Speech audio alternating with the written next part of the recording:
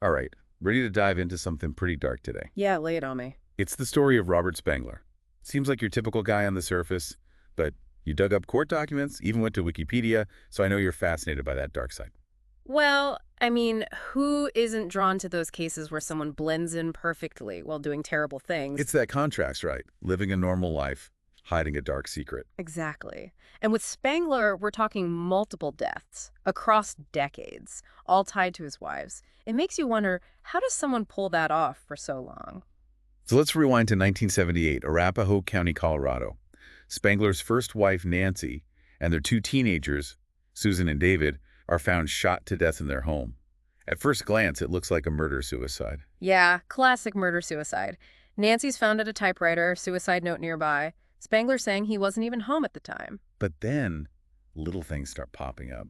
Like what? Well, they find gunshot residue on Spangler's hand.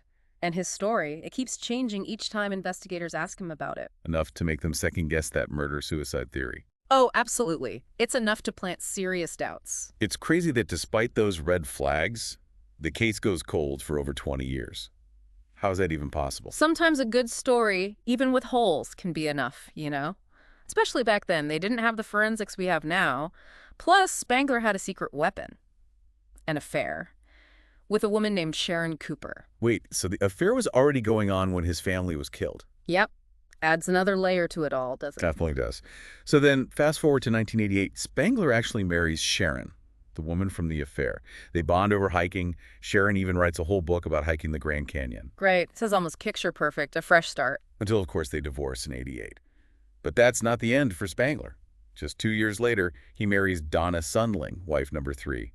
Donna's an aerobics instructor, full of life, but terrified of heights. Which, as we'll see, becomes a big problem in their relationship. Yeah, some serious foreshadowing there, considering what happens next. It is. In 1993, despite Donna's fear, they decide to go backpacking in the Grand Canyon. Spangler claims it's a last-ditch effort to save their marriage. But during that hike, Donna falls to her death. And Spangler. Does he play the grieving husband again? Oh, he does. Reports the incident, completely calm and collected. The autopsy supports his story of an accident. Donna's injuries match a fall from a high place. But knowing she was scared of heights, hesitant to even go on the trip. You can't help but wonder. Yeah, was it really an accident? He seems to be around when these accidents happen and always so calm afterwards. Was that deliberate, or was he just that good at hiding his emotions? Tough to say for sure, but it definitely helped him stay off the radar.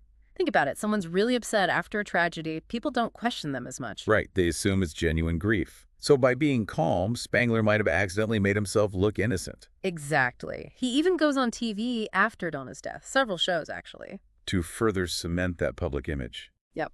Presenting himself as this victim of terrible circumstances makes it even harder for anyone to see him as a suspect. So we've got 2 wives dead, both under, let's say, questionable circumstances. And then he gets back in touch with Sharon Cooper, wife number 2. Talking about a complicated web. It is. Sharon moves back in with him, and then bam, another tragedy. 1994, Sharon's found unresponsive next to a bottle of Tylenol. Overdose.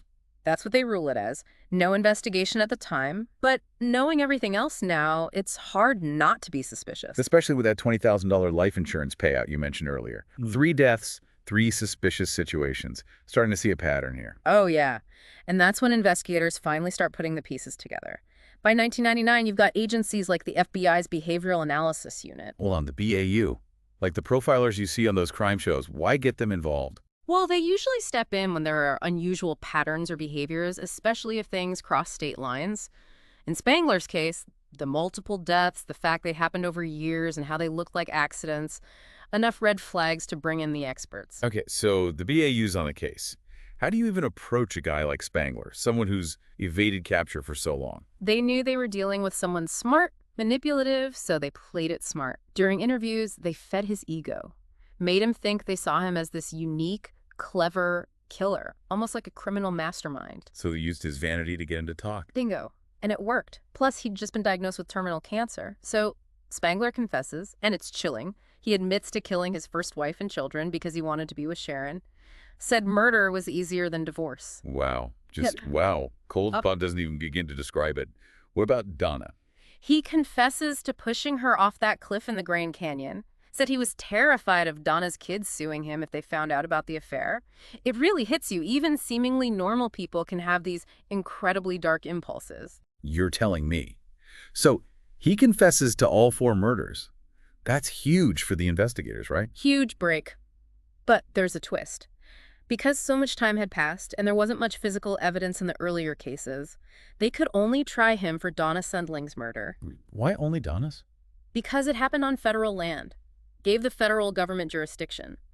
The other murders, even with his confession, were tough to prosecute after all those years. It's sad, really. Justice isn't always quick or complete. No, it isn't. So he pleads guilty to Donna's murder, gets life without parole, then dies from cancer in prison in 2001. Strange ending to a twisted story. It is. But even though he's gone, what he did still matters. He fooled so many people for so long. It's a haunting reminder that evil can look totally normal. And that's what makes it so scary, right? So how do we spot these seemingly normal people who can do such horrible things? What signs should we be looking for? I think we need to dig into that a bit more. Yeah, let's do that. It's unsettling, right? Living this double life like Spangler did. Respected in his community, even on TV as the grieving husband, all while hiding these horrific acts. It makes you wonder, how many other Spanglers are out there? And how do we even spot them? That's the big question. No easy answer. But Spangler's case gives us some clues. One thing that sticks out is his ability to compartmentalize. He could totally separate his criminal life from his public image, no one suspecting a thing. Like he could just flip a switch. Yeah. Charming neighbor one minute, cold-blooded killer the next. Are there any personality traits, any red flags that point to someone being able to do that? Well, there's no one-size-fits-all profile for manipulators, but there are some common threads. One big one is lack of empathy. They might be super charming on the surface, but underneath, there's a coldness, an inability to really connect with how others are feeling. So someone who turns on the charm when they need to, but deep down doesn't really care about others? Exactly. They're good at reading people, figuring out what makes them tick, and then using that to their advantage. Masters of manipulation, twisting things to fit their story, shifting blame. Spangler, he definitely fits that. Lying to investigators, manipulating his wives, playing the victim to get sympathy. Any other cases where you see this kind of calculated manipulation? Oh, tons. Think of John List. He killed his whole family in '71, then just vanished. Made up a story about them going into hiding to avoid the Vietnam War. No one suspected him for years. He even started a new life with a new identity. Like Spangler, meticulous planning, blending right in. So these aren't just impulsive killers. They're thinking steps ahead, creating elaborate lies to cover their tracks. Right, and they often use our natural tendency to trust people, especially those who seem successful, respected. Hard to imagine someone who volunteers at a soup kitchen could also be a murderer. But Spangler proves these things aren't mutually exclusive. Evil can wear a normal mask. That's what's so dangerous. Like they're playing a part, putting on a show for everyone. So how do we see through that? What should we be looking for? It's not about being suspicious of everyone, more like being observant, thinking critically. Do their actions match their words? Are there red flags in their past? Don't ignore that gut feeling if something feels off. Trust your instincts. To a point, yeah. But also, be informed. Know the tactics these manipulators use. They might isolate you from your support network, gaslight you into doubting yourself, or play the victim to get your sympathy. Spangler, he definitely isolated his wives. Yeah. Especially Donna, taking her on that trip even though she was scared of heights. And he played the victim after each death, getting sympathy from everyone. Exactly. He knew how to use situations to his advantage. He was a master at creating a story that made him seem innocent. He knew how public perception worked, and he used it. It's scary how calculated it all was. Yeah. Makes me think about the role the media played. He goes on TV, shares his story, solidifies that image of the grieving husband. Do the media accidentally help him fool everyone? It's a good point. The media often focuses on the emotional parts of a story, which can overshadow the facts or inconsistencies. With Spangler, his TV appearances probably helped him reinforce that victim persona he'd built. Like he was playing the part perfectly, and the media gave him an even bigger stage. In a way, yeah. It highlights the need for media literacy, being critical of the information we take in. Don't just accept things at face value. Ask questions, look at different viewpoints, be wary of emotional manipulation. So we can't just rely on gut feelings or what we see in the media. We have to be actively engaged, thinking critically, being aware of these tactics. But even then, it seems like catching someone like Spangler is tough. It is tough, but not impossible. With Spangler, it was the investigators' persistence, their willingness to connect seemingly random events. They saw the patterns, saw through the lies, and finally got him. Shows that even the most cunning manipulators can mess up. And justice, even if it's delayed, can still win. But what about stopping these crimes before they happen? Can we stop another Spangler before it's too late? That's a question that goes way beyond just the justice system. It's about our society, how we interact, the values we teach our kids. So it's bigger than just catching the bad guys. Way bigger. It's about building a culture of empathy, critical thinking, questioning authority. It's about teaching people to spot manipulation and to value being genuine over being charming. So it's multi-layered. Being aware of those tactics, trusting our gut, thinking critically, and working towards a society that values empathy and critical thinking. Exactly. Not a quick fix, but a long-term goal of creating a world where manipulation and deception have less power. And it starts with each of us. Powerful stuff. It's not just about catching them, but making it harder for them to exist in the first place. But let's bring it back to Spangler for a sec. He confessed, got convicted, but only served a short time before dying from cancer. Is that justice? That's a tough one. On one hand, he was held responsible even if just for one of the murders. But on the other, dying from cancer might not feel like enough for those who suffered because of him. They can't get those years back, those lives. Makes you think about how limited the justice system is.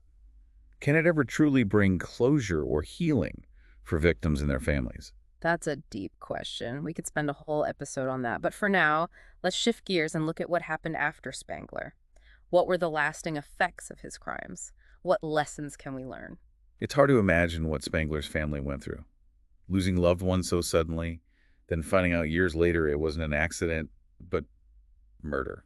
It's just Unimaginable, the betrayal, the shattered trust. It's immense. And it ripples outwards, Friends, neighbors, colleagues, everyone who knew him had to face the fact that the man they thought they knew. He was capable of such awful things. It makes you question everything. Could they have seen it? Yeah. Done something differently? And those are questions that haunt people, often without easy answers. Like, these cases force us to confront this uncomfortable truth, even seemingly ordinary people. Can have this darkness inside. He hid it so well. Blended in, charming, manipulative. Makes you wonder, are there signs? Anything to watch out for so you don't fall for someone like that? It's important to remember there's no magic formula. Everyone's different, no checklist that guarantees you'll spot a manipulator. But we can be more aware, more careful in how we interact with people. Notice inconsistencies. Do their actions match their words? Any red flags in their past? And that gut feeling. Don't ignore it. Exactly. If something feels off, pay attention. Like you said, Spangler, he used all those tactics, blaming his first wife, the whole grieving husband act, isolating Donna with that hiking trip. It's scary how it all Repeats. Yeah, repeats. Seeing those patterns. It's crucial. Don't brush off those red flags, those gut feelings. Trust your instincts. So being observant, thinking critically, trusting our gut. But bigger picture, what can we do as a society to make it harder for manipulation and deception to thrive? Ooh, that's a big one. Lots to unpack there. One thing's for sure, promoting media literacy is key. We got to teach people to think critically about the information thrown at them every day. Don't just absorb headlines or those sensationalized stories. Dig deeper. Question your sources. Look at different perspectives. Spangler used the media to his advantage, right? Going on TV to strengthen that image of the grieving husband. Maybe if people had been more critical of his story, they would have seen those red flags sooner. Right. You got to remember, even seemingly reliable sources can be manipulated or twisted. We need to be smarter about the information we consume, especially with social media. Misinformation spreads like wildfire there. So media literacy, that's huge. But what about getting to the root of the problem? What can we do to stop people from becoming Spanglers in the first place? That's where things get even more complicated. We need a culture of empathy, and it starts early. Teach kids to understand and respect others' feelings, to work through conflicts peacefully, to value honesty and integrity. Sounds a bit idealistic, but Take care. I get it. If people feel connected, valued, maybe they're less likely to use manipulation or violence. Exactly. It's about healthy relationships, open communication, a sense of community, creating a world where people feel supported, empowered to make good choices. This has been a fascinating deep dive. Disturbing, for sure, but fascinating. We explored the dark side of human nature, the psychology of deception. We even grappled with tough questions about justice, accountability, the lasting impact of these crimes. A lot to think about, no easy answers. Hopefully it sparked some critical thinking, some self-reflection, maybe even made you a bit more aware of the world around you. We've learned that looks can be deceiving, that manipulators use certain tactics to gain our trust, and that we all play a part in making a world where deception and violence have less power. Remember, knowledge is power. The more we understand these tactics, the better we can protect ourselves and others. Thanks for joining us for this deep dive into the world of Robert Spangler. Stay curious, stay vigilant, and most importantly, stay informed. Until next time, keep exploring and keep diving deep.